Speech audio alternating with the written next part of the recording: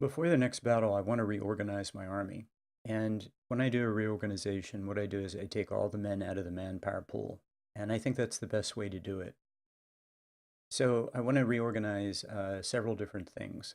I noticed that Grant is now my best three-star general. He's been sitting quietly in a 24-pound howitzer unit, getting more XP than anyone else.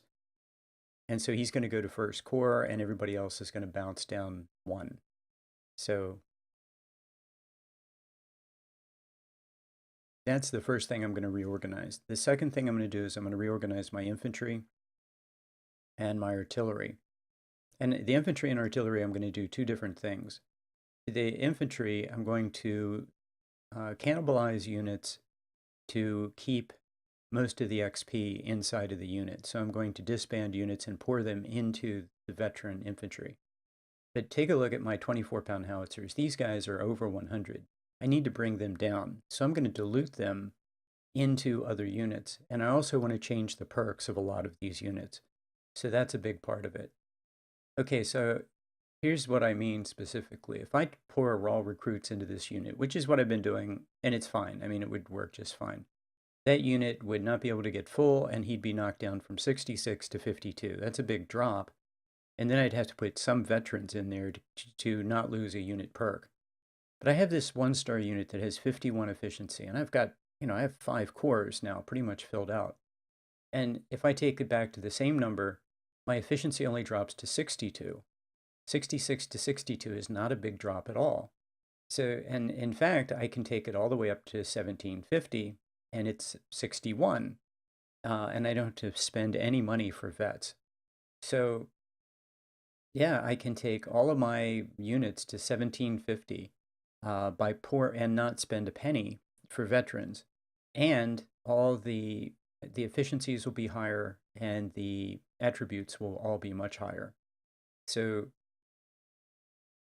because I'm just doing this now with the artillery, I might as well do it with the infantry, and it's free. Well, it's free. I'm going to cannibalize a unit, but I'm not going to spend any dollars. Okay, I did a calculation on what pays off the most per perk, and it was cash. That's a lot of perks for that cash, but it allowed me to buy 8,000 1861s, which allowed me to equip everybody with 61s and have some left over.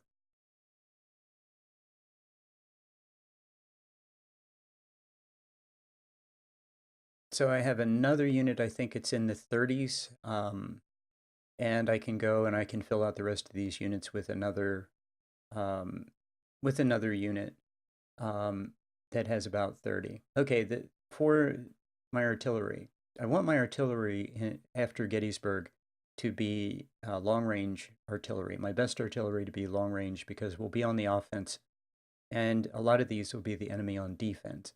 And so this is the point where 20-pound Parrots are more valuable than 24 howitzers. So I'm going to want as many of these as I can possibly get at high levels of efficiency. So I'm taking all of the 20-pound Parrots out of all my units. I'm going to disband all my 3-star units, but I'm also going to mix in a couple of 2-star units.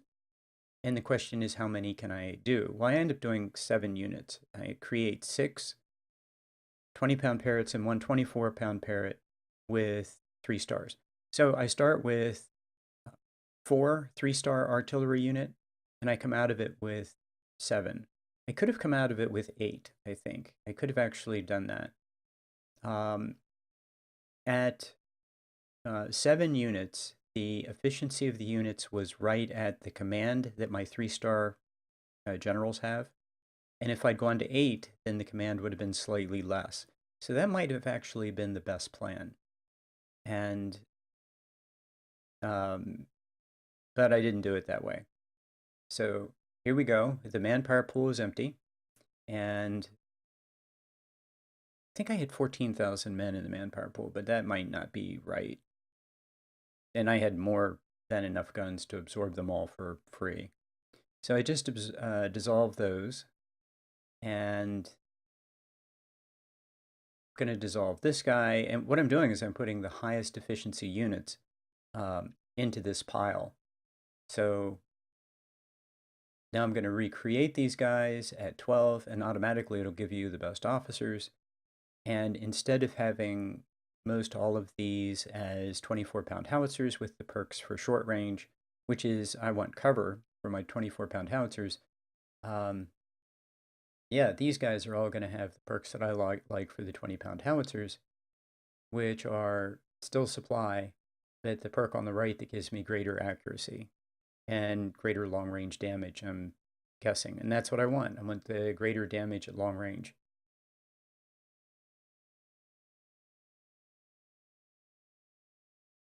The next battle coming up is a perfect example of why I want this. And there are a bunch of battles that are just like this, where the enemy's dug in, fortified positions, and you have to move to the enemy and attack. That's very different. Earlier in the campaign, you just set up 24-pound howitzers, the enemy attacks you, and you slaughter him. Now you have to go after the enemy.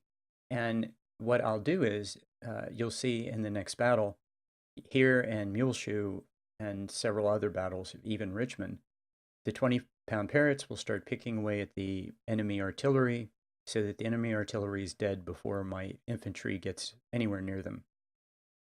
Then the exploding shell starts to do good work to weaken the enemy even when they're in fortifications.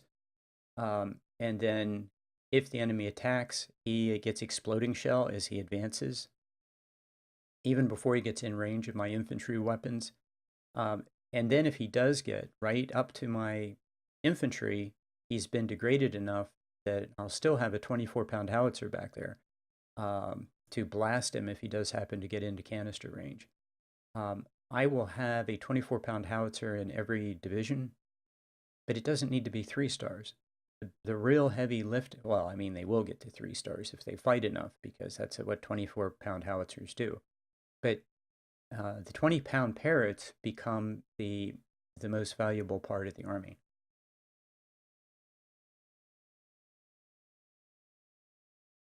So yeah, I actually do this a couple times of mixing and merging units. I recommend saving frequently.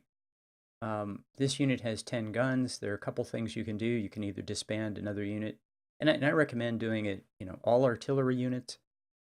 Do all your artillery at one time, do all your infantry at another, separately, and so on. For example, for these artillery, I want to make sure that I have the really, really high firearms perk attribute that artillery has. I don't want to mix in infantry or something. So, yeah, I had some good troops left over because I took some losses in the previous battle. So I'm pouring them into my next best units. You can pour units for free. I mean, this is how you merge units together or build up units. As long as all the troops in the manpower pool are level, whatever, 50, you're pouring level 50 troops into any unit that you want. So, yeah, I could take a 1-star unit and pour half of it into, a couple of artillery to replace losses and then reform it at 6 guns. And let's say it's a 1-star unit, and I can, pour raw recruits into that unit, and it doesn't lose its perk. And then if I do have to spend men at 1 star, that's not so painful, because 1-star replacing putting veterans in 1-star units is really inexpensive. It's like $10 per veteran at that level. So yeah. The other thing you can do is just put a better officer in the army. So I can, if I do this, I'll lose the 3rd star, but what I do is I'm going to take a 3-star officer, put it in that unit, and I'll be able to put raw recruits in there.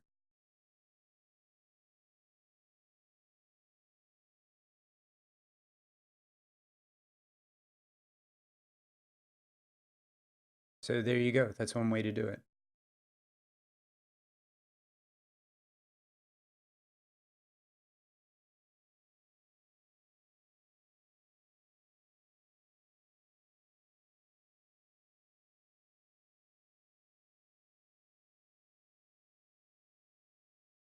So the other thing you can do very quickly is you can take, let's say you have a unit that's 2,000 men with that has 1 star. You can disband that and create 4 units of 500 men with 1 star, and then maybe add raw recruits to 1,000, and you're good to go.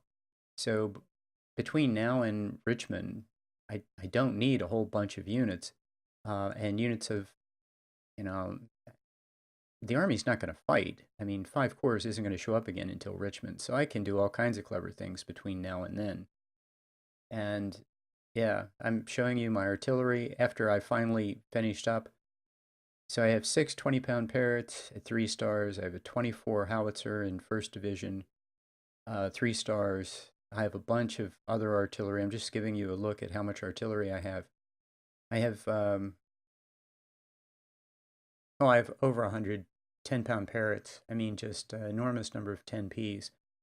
And in previously, I had the 10-pound Ord was my army, is what I was using. And going forward, I'm going to swap those out for 10-pound Parrots. So because, we're going to face fortifications, so the 10-pound Parrots are going to be more valuable. Here, I'm just changing the perks. It's the same unit, nothing, I beefed all these units up with good replacements for free, so that, they now have this is the highest efficiency I've had the whole game in these units. The efficiency of these units would be much lower if I put all raw recruits. So, yeah, very good efficiency for me, very good weapons, 61s. And I'm replacing the, what is it, the marksman perk? The perk that gave greater firing. You fired faster, but you were less accurate. I'm not going to fiddle with that. Since I'm doing this, I'm just going to reform all those units that have that perk and give them the greater accuracy perk. So, yeah, whatever that thing is, yeah, it's gone. So I'm going to get rid of all of that and just reform the units into the perk that I'm just going to use for the rest of the campaign, which is the greater accuracy.